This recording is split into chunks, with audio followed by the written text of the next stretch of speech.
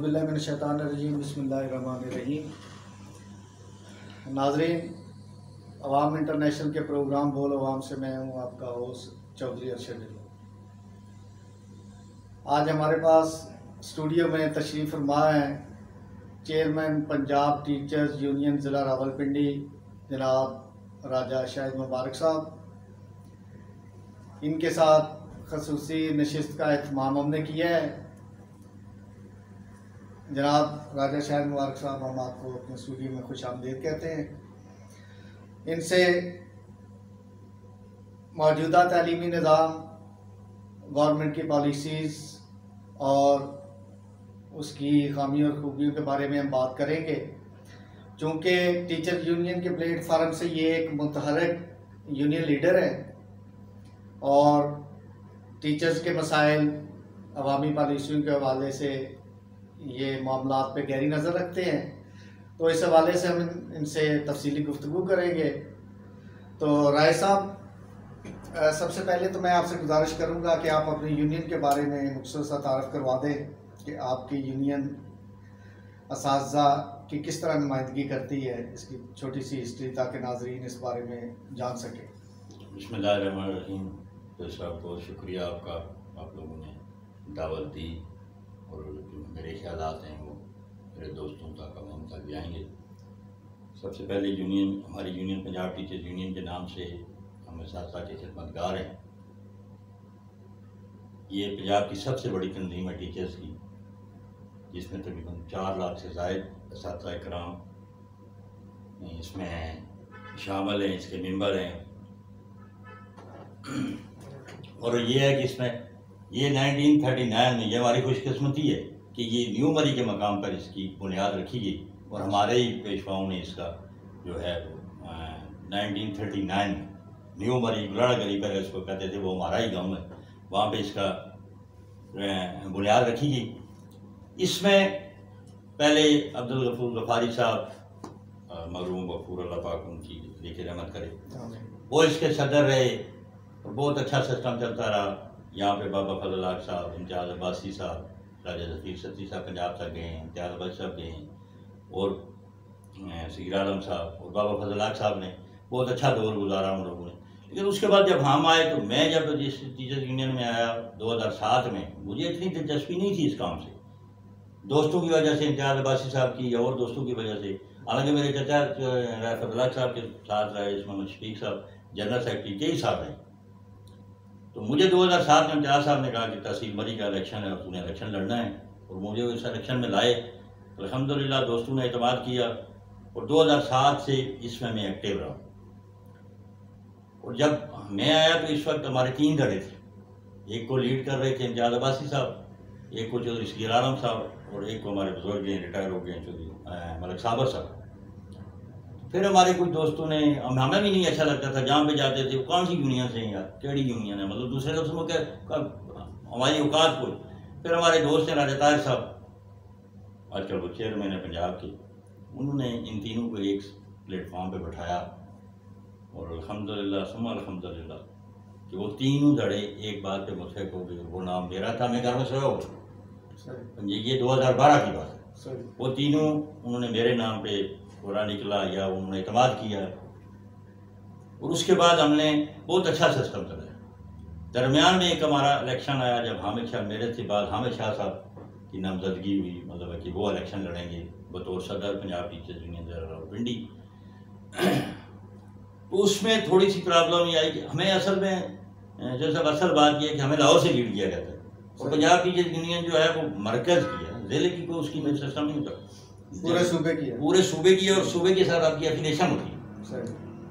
अब जब ज़िले वालों को सूबे वालों को तकलीफ होगी, कोई हमारे उनसे खिलाफ, ज़ाहिर है बहुत सारे मामला ऐसे होते हैं, हम काम करते हैं कि पिंडी की यूनियन माशाल्लाह इस वक्त आप भी जानते होंगे या कि पंजाब में ज़िला रावलपिंडी की पंजाब टीचर्स यूनियन का एक नाम है और वो नाम वैसे नहीं है। हमारे बुजुर्ग राजा ज़फ़ीर सती साहब, इम्तियाज़ अब्बासी साहब, लोगों ने बड़ा काम किया है इस पर, इनकी मेहनतें। वो फिर ये हुआ कि शाह साहब, जब हमारा नॉमिनेशन पेपर हुए और शाह साहब बोले कोई बंदा नहीं आया, अनअपोज हो गए।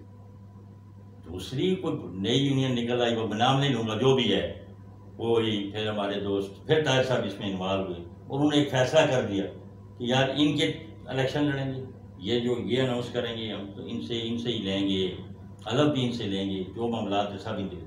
ठीक है। वो इलेक्शन में हम जीत गए और बहुत मेजॉरिटी से जीते हम शाह साहब का इलेक्शन। हालांकि शाह साहब की उन दिनों सिस्टर एक बिल्कुल बीमार थी और वो अल्लाह जन्नत से फिर फोट हो गई। इलेक्शन हमने खुद लड़ा, शाह साहब को हमने घर से नहीं निकाली। लेकिन वो एक मायदा हमारा हुआ कि यार आज के बाद ये इलेक्शन लड़े, जो इलेक्शन जीतेगा उसको आप भी मानेंगे, मैं भी मानूंगा, सारे माने। वो ठीक हो गया, एक साल इसलिए चलता, दूसरे साल फिर हो। लेकिन हमने अपना जो है सिस्टम, जो टीचर्स की खिदमत है वो हमने जारी रखी और आज तक वो जारी है। हमने कुछ इसमें अमेंडमेंट ज़रूर की, रवायात ख़त्म की कि एक शायद मुबारक है तो होता है आज कोई नहीं चलता है।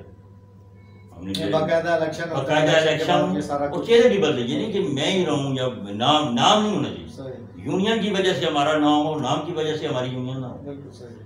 मेरे बाद शाह साहब आए, फिर 2 साल मुझे दिए। अब हमारे मतलब काजी इमरान साहब हैं, वर्कर हैं, वो छोटे लेवल से आए, मतलब उन्होंने हल्के का इलेक्शन लड़के जीता है और खिदमत की है लोगों की, गुजरे पे हैं। लेकिन यहाँ पे पिंडी में मसाइल है, एक बंदा अकेला है, उसकी भी अपनी यूनियन, वो भी अपने आप को लीडर समझते हैं, लीडर करते हैं। हमारी इनसे तनकीद नहीं, हम अपने काम से काम रखते हैं और अल्हम्दुलिल्लाह हम उसमें कामयाब जा रहे हैं और इसका रिजल्ट आपको साथ दे सकते हैं, हम नहीं अभी करेंगे। बिल्कुल ऐसे ही है, जो खिदमत करेगा उसका नाम बिल्कुल। वो तो राय साहब इसमें तबकाती निज़ाम तालीम जो कि इस वक्त देखा जाता है, सुना जाता है, जो एक माशरे की तलख हकीकत है, बतौर टीचर और यूनियन रहनुमा असातिज़ा के, आप इसको किस नज़र से देखते हैं कि ये इस वक्त जो प्राइवेट स्कूल्स और गवर्नमेंट स्कूल्स, ये तबकाती निज़ाम तालीम है, इसकी बुनियाद किस तरह बनी है और इसको आप किस नज़र से देखते हैं कि इसको किस तरह दुरुस्त किया जा सकता है कि गरीब का बच्चा और अमीर का बच्चा एक ही तरह से एक ही प्लेटफार्म पे पढ़ के और बराबरी की सतह पे जो ज़्यादा मेहनत करेगा वो आगे आए।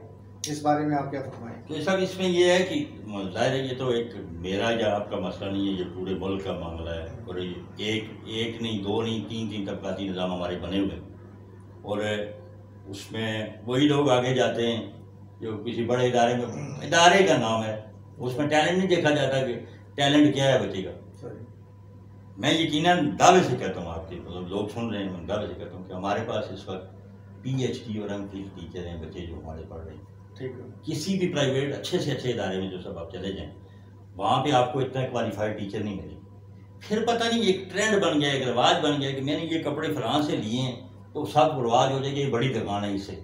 और यही लोग है, लोगों की प्रॉब्लम ये है कि वो जिसमें इन्वेस्टमेंट नहीं होती उसकी कदर नहीं करते। मेरे समेत लोग, यहाँ किताब फ्री है, फीस कोई नहीं है, इदारे अच्छे बने हुए हैं, लैब्स हमारी अच्छी बनी हुई हैं, टीचर हमारे बहुत अच्छे हैं। और मैं दावे से कहता हूँ कि इस मुकाबले का टीचर आपको यूनिवर्सिटी लेवल पर भी नहीं मिलेगा। तो इसमें जब तक ये सिस्टम ख़त्म नहीं होगा, जब तक एक निज़ाम तालीम नहीं होगा, उस वक्त हम आगे नहीं जा सकते। हमारे उसमें ये यूँ स्कूल वाइज होगा, ये बीकन का है जी, वो बड़े लोग हैं, ये तो सरकारी, आप सरकारी स्कूल में पढ़े, सरकारी स्कूल में मेरा बच्चा जाए। ये रिवाज ही ऐसा बन गया है कि हमारा सरकारी स्कूल का वो नाम इसलिए नहीं करते कि इसमें वो पता नहीं वो क्या कहेगा कि ये हमारा सब बच्चा सरकारी स्कूल में जा रहा है। और इस सरकारी स्कूलों के भी पीछे हमारे दोस्तों के कई टीचर, सरकारी टीचर भी होते हैं, मामला वो भी चलाते हैं। लेकिन जब तक आवाम का एतमाद हम पे नहीं होगा, उस वक्त तक ये इदारे कामयाब नहीं होंगे। जब तक ये सिस्टम एक ही नहीं होगा, जहाँ पे आपका बच्चा भी पढ़े, मेरा बच्चा भी पढ़े, जहाँ पे डिप्टी कमिश्नर का भी बच्चा पढ़े। मैं तो ये कहता हूँ कि पंजाब गवर्नमेंट के कम अज़ कम जो एम्प्लॉइज़ हैं उन सारे के बच्चे सरकारी स्कूल में पढ़े, और सरकारी स्कूल का फिर आप म्यार देखें, वो उसका म्यार क्या है। इस चीज़ को कैसे पैदा किया जा सकता है? एक उस्ताद का, बतौर उस्ताद आप इसकी क्या तजवीज़ देंगे कि इसको एतमाद को, इस म्यार को बरकरार करने में उस्ताद का किरदार तो एक बुनियादी हैसियत रखता है। जब एक अच्छी चीज़ लोगों को कम पैसों में, या आपके बकौल जिस वक्त इस तरह किताबें फ्री हैं, फीस बराए नाम बल्कि ना होने के बराबर, उसके बावजूद लोग क्यों नहीं राग़िब हो रहे? क्या इसमें किस जगह पे कमी है? तो सब मैंने पहले आपसे जो बात की, ये एक रिवाज बन गया, एक रिवाज है। उसका बच्चा, मेरा बच्चा प्राइवेट में पढ़ रहा है, उसका भी मेरा भी प्राइवेट। नाम मैंने यकीन माने दरबू में और पोल्ट्री फार्म में स्कूल देखे, बने हुए पोल्ट्री फार्म का शेड बना हुआ, उसमें स्कूल लोग बड़े शौक से बैठे। हमारे स्कूलों की अरबों रुपए की बिल्डिंग है, ग्राउंड्स हैं, पढ़े लिखे टीचर्स हैं, लेकिन लोग नहीं आ रहे। इसमें जब तक सरकारी तौर पे कोई ऐसा कानून, कोई ऐसा सिस्टम ना बने कि हम जो सारे सरकारी इदारों जब दाखिल करेंगे तो लोगों का भी होगा। मेरा बच्चा अगर प्राइवेट स्कूल में जा रहा है तो मैं कैसे कहूँगा कि फलां बंदा उसको भेजो। इस एतबार के बाद मेरा सवाल फिर थोड़ा सा मैं इसको मज़ीद वजाहत करूँगा कि मुझे अगर यकीन है कि फ़लाँ जगह से मुझे मुफ्त में ही नहीं, कम कीमत में एक अच्छी चीज़ मिल रही है, तो मेरा ख्याल है कि मैं कभी भी ये नहीं सोचूंगा कि मैं ज़्यादा पैसे जाके भरूं। स्टेटस सिंबल, आपकी बात का मकसद तो ये है कि स्टेटस सिंबल है, स्टेटस सिंबल बना हुआ है। उस स्टेटस सिंबल से बाहर निकलने के लिए अगर एक हमारे स्टेटस सिंबल की ज़िंदगी गुजारने वाली तो चंद फीसद लोग हैं, सही, तो बाकी तो सफेद पोश लोग हैं, गरीब लोग हैं। अगर ये चीज़ असातिज़ा लेवल के, मैं ज़रा खुले अल्फाज में ये कहूँगा कि अगर असातिज़ा इस चीज़ को इस हद तक मेहनत के साथ प्रमोट करें कि लोगों को अच्छी चीज़ मिल जाए, तो क्या ये असातिज़ा लेवल पे या गवर्नमेंट के जो फंक्शनरीज हैं स्कूल लेवल पे, वहाँ पे कोई कोताही कमी नहीं है कि वो इस चीज़ को प्रमोट करने में नाकाम हो रहे हैं? वो जो मेहनत रिक्वायर्ड है, यही असातिज़ा किसी प्राइवेट अदारे में जाके बहुत अच्छी मेहनत करते हैं, बहुत अच्छे रिजल्ट देते हैं, और यहाँ पे उस चीज़ का फुकदान है। तो क्या ये भी एक खुली हकीकत नहीं है? बतौर एक पाकिस्तानी, बतौर यूनियन लीडर असातिज़ा के इस बारे में यहाँ पे भी काम करने की ज़रूरत नहीं है? आप क्या? बिल्कुल काम, लेकिन मैं ये आपको क्लियर कर दूँ, हर जगह पे अच्छे बुरे लोग होते हैं, और ये नहीं है मैं कह रहा हूँ कि हम 100% ठीक है, हमें भी कोताहियाँ हैं, लेकिन इस वक्त जो सिस्टम चल रहा है उस सिस्टम में हमारे उस्ताद, मैं वो 2-4% की बात नहीं कर सकता, लेकिन वो लोग काम करने वाले हैं, मेहनत करने वाले और करते हैं मेहनत। जब बच्चा आपके पास, सर आपके पास एक बच्चा आता है, उसके पास टाइम ही नहीं है ना, घर वाला उसको देखता है, जाके पूछता है। आप अगर 200 रुपया फीस पे करते हैं किसी प्राइवेट स्कूल में, तो आप हर हफ्ते में जाते हैं, हर हफ्ते में जाके आप उसको करते हैं कि हमें बता करें बच्चा क्या कर रहा है, पढ़ रहा है नहीं। हमारी ये प्रॉब्लम है कि हमारा कोई वालिदैन बच्चों को स्कूल भेज दिया, बस ठीक है, उस्ताद जाने बोला 6 घंटे 5 घंटे हमारे पास रहते, 18 घंटे वो बच्चा वालिदैन के पास रहता है, माशरे में रहता है। हम तो अपनी तरफ से, मैं 5-7% की बात नहीं कर रहा, लेकिन अक्सरियत हमारे जो लोग हैं वो इस सिस्टम में और बहुत मेहनती लोग हैं और पढ़ाते भी हैं। लेकिन हुकूमत की कुछ पॉलिसियाँ भी ऐसी हैं कि उसमें मसाइल भी आ रहे हैं हमारे, मतलब वो आगे आप चलेंगे तो उस पर बात करते हैं। जी। इसके अलावा इस वक्त जो तबादला जात की पॉलिसी गवर्नमेंट ने, मौजूदा गवर्नमेंट ने दी है, SIS सिस्टम जिसे कहा जाता है, तो इस बारे में आप क्या फरमाते हैं कि ये किस हद तक एक उस्ताद मुतमईन है इस पॉलिसी से? इसमें कोई क्या खूबियाँ हैं, इसकी वजह से असातिज़ा को क्या सहूलियात मिली है, या इसमें क्या खामियाँ हैं जो आप समझते हैं कि मज़ीद इसको दुरुस्तगी की ज़रूरत है? जैसा भी बहुत अच्छा सिस्टम है उस हुकूमत का, और मैं वज़ीर तालीम मुराद राज साहब को मुबारकबाद भी पेश करता हूँ और उनको शुक्रिया भी अदा करता हूँ कि उन्होंने जस्ट आप अपने मोबाइल पे वो ऐप लोड करके एप्लीकेशन देंगे, वहीं पे आप यहाँ करेंगे। बहुत अच्छा सिस्टम है, कोई दरख्वास्त नहीं, कोई किसी की मिन्नत नहीं करनी, कोई सिफारिश नहीं करना। मतलब ये होता है ट्रांसफर होती थी, वो सिफारिश को लेके देगा तो होगा, नहीं होगा तो नहीं होगा। ये टोटली तौर पे मेरिट पे है, और घर बैठ के हमारी बच्चियाँ बच्चे दफ्तरों के चक्कर लगाने से बच जाते हैं। घर बैठ के वो ऐप करते हैं, मैसेज करते हैं, उनका मेरिट पे पता चलता है, यहाँ पे आप अप्लाई कर सकते हैं। वो 8-10 स्कूल आते हैं इन पे आप अप्लाई कर सकते हैं, बस उसका साथ में आप उसका पूरी डिटेल आती रहती है, आपका इतना नंबर है, इतना नंबर है, इतना नंबर। उसमें कोई ऑब्जेक्शन हो तो आप CO ऑफिस में जाकर उसको दे। लेकिन इसमें थोड़ी सी ये खामी ये है, वो हमने हुकूमत को भी लिख के भी दिया है, और मीटिंग्स भी हमारी वज़ीर तालीम से भी हुई है, सेक्रेटरी से भी होती रहती है लोअर लेवल पे। उसमें यह है कि जो STR वाला मामला है, तो हमारे बच्चे कोई 3-3 साल से एक जगह पे, बड़े छोटे हमारे से जो सालदार है, हमारे साल बड़ी हो गए बच्चे हैं, वो 3-3 साल से वहाँ पे हैं। वहाँ पे वो जब वो अप्लाई करते हैं, वहाँ पे वो आता है कि नहीं आपकी STR पूरी है, आप यहाँ से नहीं जा सकते। अब उसमें अगर 3 टीचर एक जगह पे वो 3 साल से बैठे, अब उसकी क्या गलती है? टीचर पोस्ट है ही नहीं, कोई नया आएगा, नया नहीं है, खाली होगी तो कोई नया आएगा तो ये जा सकेगा। अब उन बेचारों की क्या गलती है? एक बच्ची टेक्सला से चलती है तो मरी या कोटी सटियाँ जाती है, वहाँ तक उसको जाना पड़ता है।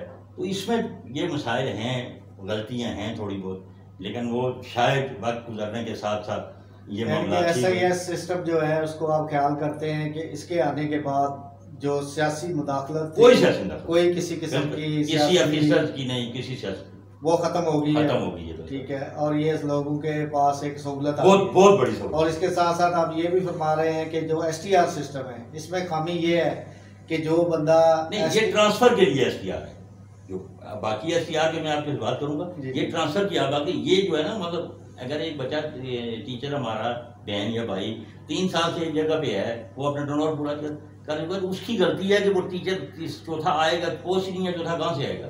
उनको भी इजाजत दी जाए कि वो यहाँ से ट्रांसफर हों, उनको भी आकर, यानी उसका कोई टाइम चाहिए कि इतने अरसे के बाद वो अगर चाहे तो वो अपने अप्लाई कर सकते हैं। राय साहब, रैशनलाइजेशन के हवाले से जो गवर्नमेंट पॉलिसी दे रही है इस वक्त कि इतने बच्चे होंगे, उस पर इतने स्टूडेंट टीचर्स को जो है उनकी पोस्टिंग की जाएगी, इस हवाले से आप बतौर यूनियन रहनुमा क्या मौक़िफ़ रखते हैं?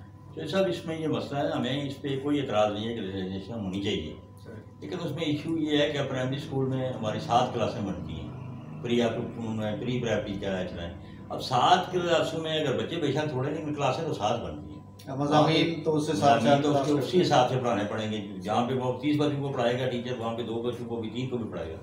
तो इसमें कोई रिलैक्स होना चाहिए। हम बड़े अरसे से ये मुतालबा करें कि 1 टीचर 1 क्लास हो, फिर हमसे रिजल्ट लिया जाए, फिर हमें सलामी दी जाए। इसी तरह मिडिल स्कूलों में है, हाई स्कूलों में है, वहाँ सब्जेक्ट वाइज टीचर दिए जाएँ, और वो जो रेशो उन्होंने 40 का सेक्शन बनाया हुआ है उसको 20 तक करें या कब 25 तक कर दें, फिर ताकि वो टीचर भी सेट हो जाएंगे और टीचर का माइंड, और इस कोरोना की वजह से ज़ाहिर है हमें दूर दूर बच्चे बैठाने पड़ेंगे, तो ये भी एक बनता है कि हमें उस 20 बच्चे को इजाज़त दी जाए। तो इस वक्त जो गवर्नमेंट पॉलिसी दे रही है 40 स्टूडेंट में एक टीचर, और उसमें कोई बाइंडिंग नहीं है कि वो किस क्लास के हैं, चाहे वो 7 क्लासों के 40 हों, फिर एक टीचर कि वो एक टीचर तमाम क्लासेस के वो तमाम सब्जेक्ट पढ़ाए। तो इसमें ये भी तो मसला नहीं आ जाएगा एक टीचर के लिए कि वो हर टीचर हर सब्जेक्ट पढ़ाने की कैपेसिटी भी तो नहीं रखता ना अपने सब्जेक्ट के हिसाब से। बस एक BTC टीचर है, एक इस्लामियत पढ़ा सकता है, वो इंग्लिश भी पढ़ा सकता है या मैथ भी पढ़ा सकता है। तो अगर वो तादाद 40 की है तो इस हवाले से भी गवर्नमेंट को सोचना चाहिए कि ऐसे जो मुतलका टीचर है, मुतलका सब्जेक्ट के, वही सब्जेक्ट उस हिसाब से वो पॉलिसी की रेशो भी कम की जाए। इसके अलावा एक इस वक्त जो गवर्नमेंट मुलाजमीन का सबसे बर्निंग इशू आप समझने के चल रहा है कि बजट के हवाले से, कि बजट में गवर्नमेंट ने तनख्वाहें नहीं बढ़ाई हैं, तो इस हवाले से टीचर्स और बाकी जो गवर्नमेंट एम्प्लॉइज़ हैं जैसे एप्का की यूनियन है, इन सब के अलाइंस बन रहे हैं, तो आप इस हवाले से क्या मौक़िफ़ रखते हैं कि गवर्नमेंट ने ये तनख्वाहें नहीं बढ़ाई हैं, तो आपका क्या मुतालबा है इस हवाले से, या अलाइंस जो है ये किस हद तक इस मामले में मुतासर खुद किरदार इख्तियार करेंगे? जो सब हमारा जो अलायंस है वो पूरे पाकिस्तान का है, बशमूल आज़ाद कश्मीर, गिलगित-बल्तिस्तान। हमारी पहली मीटिंग हुई है नक्शा गली में, मीटिंग हुई थी पिछले दिन 12 अगस्त को। हमने अपने जो यूनियन का दफ्तर है हमारा दरीफान में, वहाँ पे हमने रखी है, और पूरे पाकिस्तान की नुमाइंदगी आ रही है। ये नहीं कि एक सूबे की है या और उसमें मुख्तलिफ डिपार्टमेंट्स हैं, मेरे ख्याल 24 डिपार्टमेंट्स उसमें आ रहे हैं। तो ये हमें एक हमारी गलती है ज़रूर बतौर एम्प्लॉइज़, हमें ये जो मुख्तलिफ 3-4 इदारे ये बन गए, इनको एक प्लेटफार्म में आना चाहिए। महंगाई के तनासब से अब वो उस वक्त की महंगाई देखें और आप देखें, एक पैसा भी, बल्कि उन्होंने कटौती शुरू कर दी है इसमें।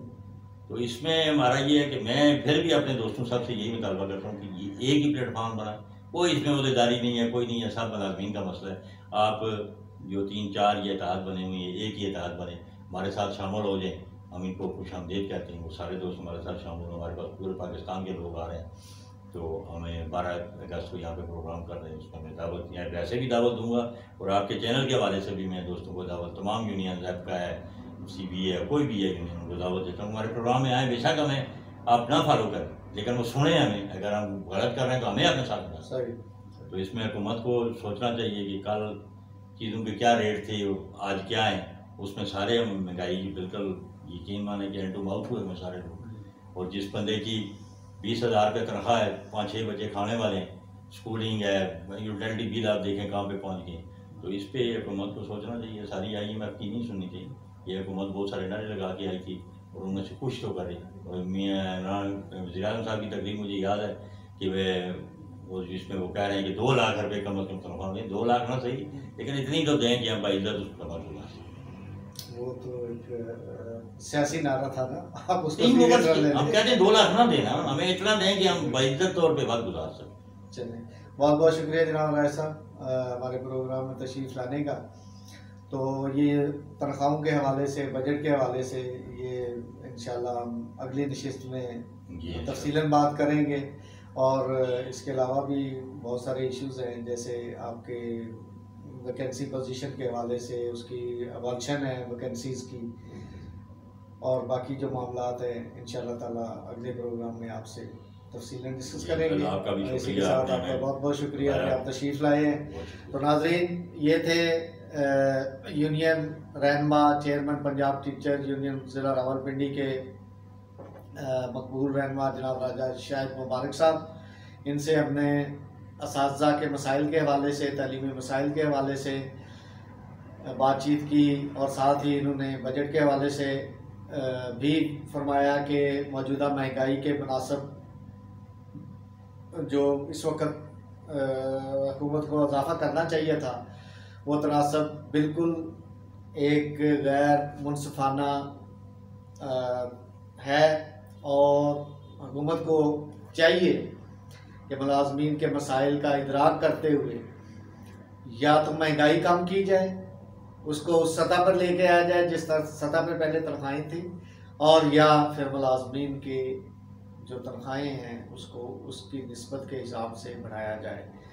तो उम्मीद है कि हुकूमत के जो कारिंदगान हैं और हुकूमत के जो वासर लोग हैं वो इस चीज़ पर ज़रूर तवज्जो फरमाएँगे। इसी के साथ मैं आपसे इजाज़त चाहूँगा।